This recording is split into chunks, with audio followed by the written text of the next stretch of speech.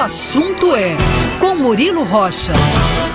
9h42, Murilo Rocha nos estúdios. Bom dia para você, Murilo. Bom dia, Sinine. Bom dia, ouvintes da Band News.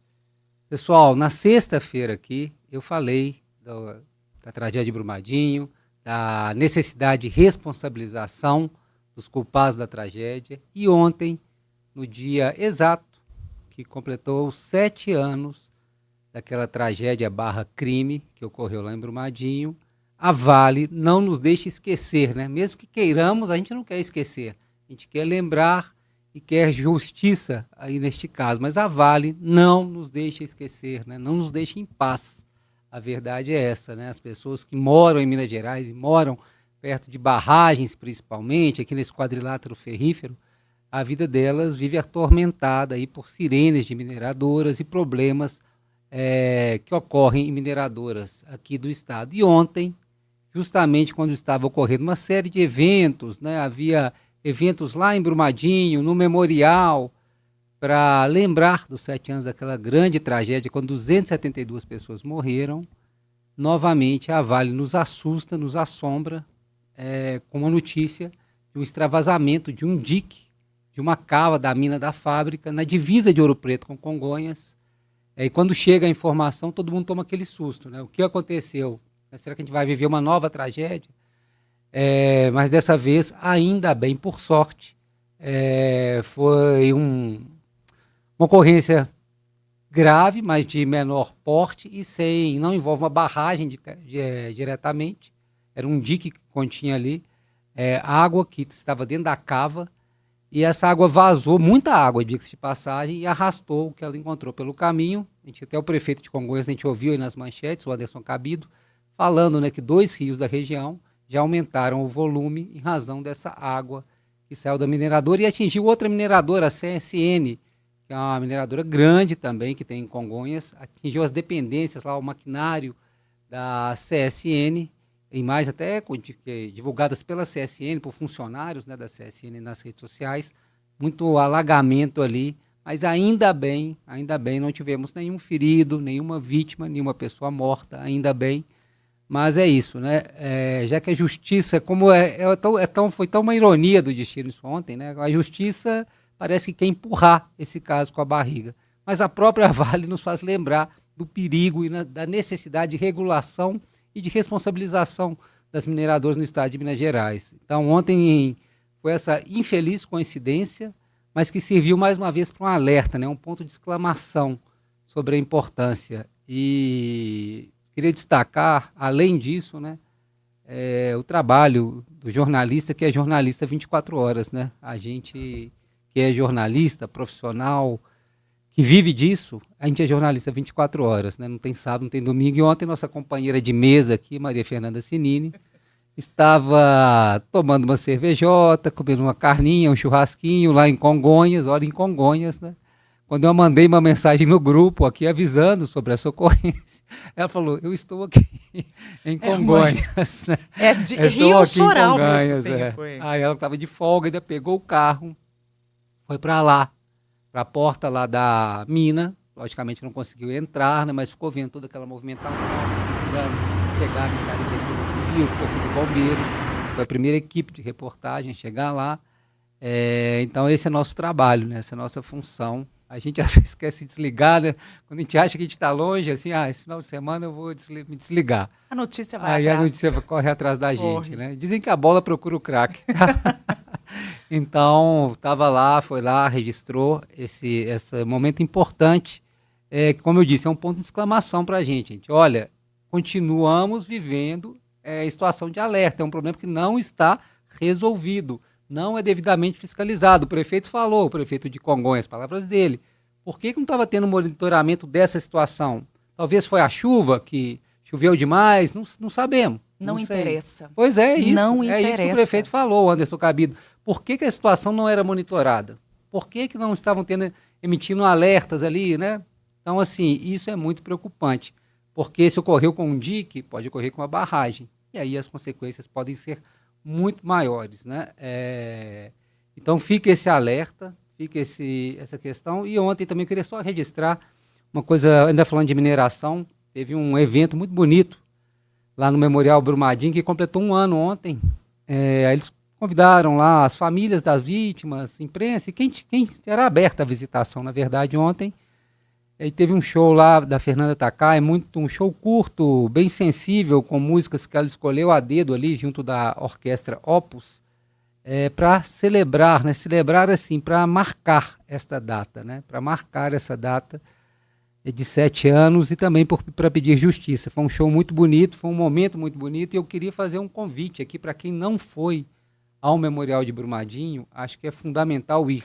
Acho que para quem trabalha na área de mineração, acho que é obrigatório para entender o tamanho da responsabilidade desse tipo de atividade. Acho que é fundamental ir lá no Memorial Brumadinho. É muito tocante, é muito forte, é muito bonito. E para quem não é da mineração, acho que também vale, né? Esse convite é uma forma, não é só memória, não é só tristeza, mas também é reflexão. É um monumento também político ali, de memória. Acho muito importante. Quem trabalha com mineração, acho que é uma obrigação, tem que ir lá, para entender o tamanho da responsabilidade dessa atividade, que traz muito recurso para o Estado, mas traz muito impacto também ambiental e humano. Então, acho que fica aqui, reforço esse convite, tanto para quem é de mineração como qualquer pessoa.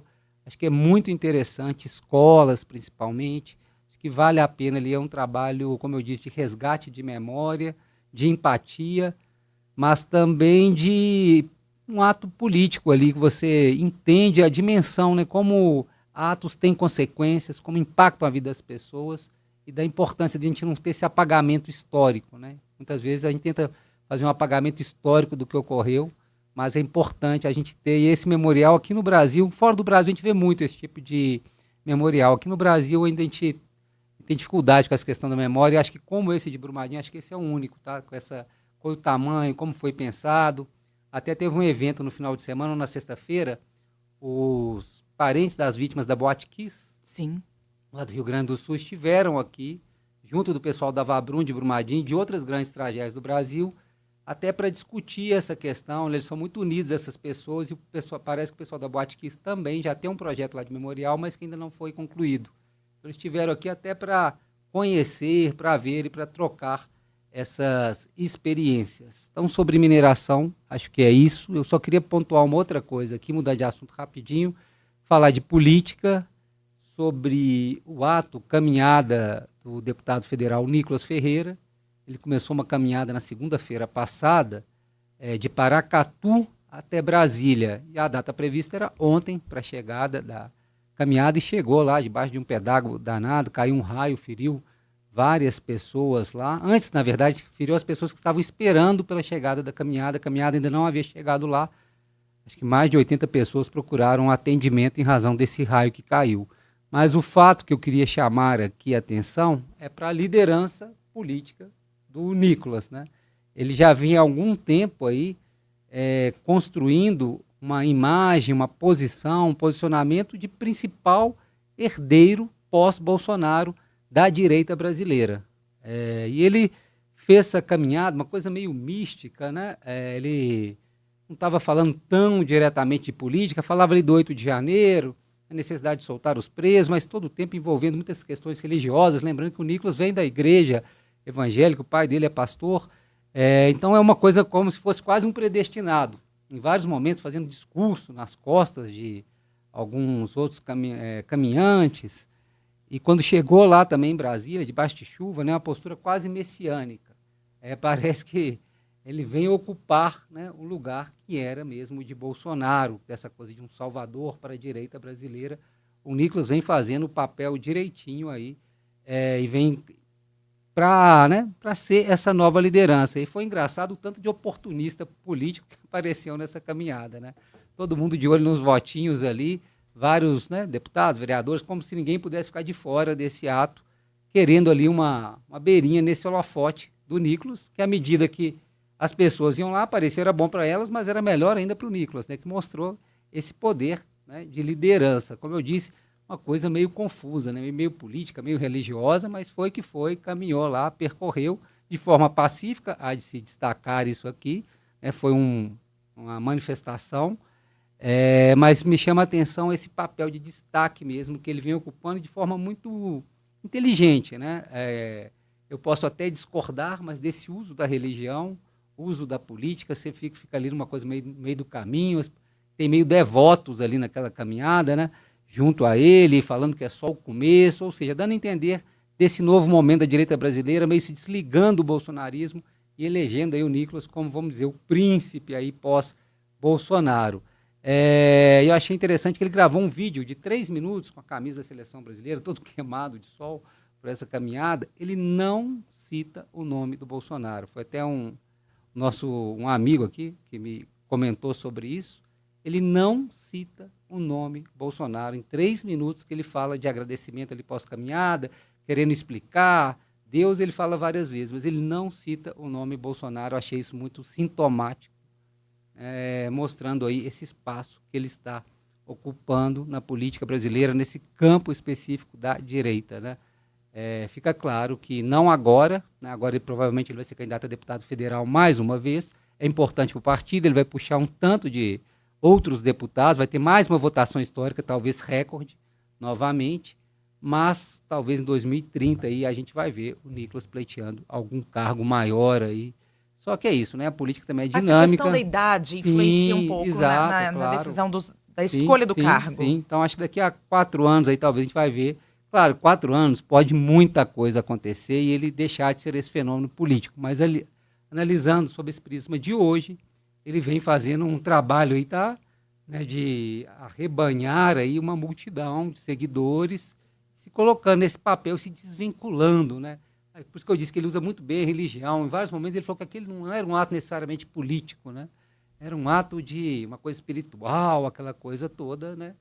E foi. Enfim, fez a caminhada, muita gente quis pegar uma beirinha ali, alguns conseguiram, outros nem tanto, mas ele cumpriu essa missão e fica muito claro para mim esse desligamento, por mais que ele vá falar, tem que soltar Bolsonaro e tal, mas parece aquela coisa de rei morto, rei posto, sabe? Já está assim, havendo uma substituição ali, claro, Bolsonaro está vivo, né? Estou falando assim, mas está morto na política, eu digo assim, parece que está já sendo tirado de fora do baralho e se colocando um novo nome nesse jogo. É isso, Sinine. 9h55, tem ouvinte